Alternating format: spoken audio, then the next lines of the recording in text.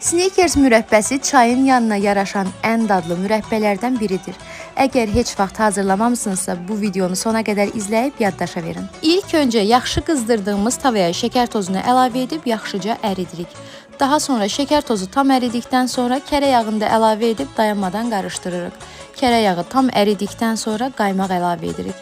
Mən Pınar markasının qaymağından istifadə etdim. Qaymağı da əlavə etdikdən sonra bir kütlə halına gələnə qədər dayanmadan qarışdırırıq. Hazırladığımız karamel tam qatılaşmamış qazın üzərindən götürüb bir qaba əlavə edirik. Soyuduqdan sonra qatlaşmağa başlayacaq. Əgər hazırladığımız karamelin tərkibində şəkər tozu qırıntıları qalıbsa, süzgəcdən də keçirə bilərsiniz. Snickers mürəbbəsinin olmazsa olmazı olan fıstıqları da xırda-xırda doğrayıb hazırladığımız karamelin içərisinə qatıb yaxşıca qarışdırırıq.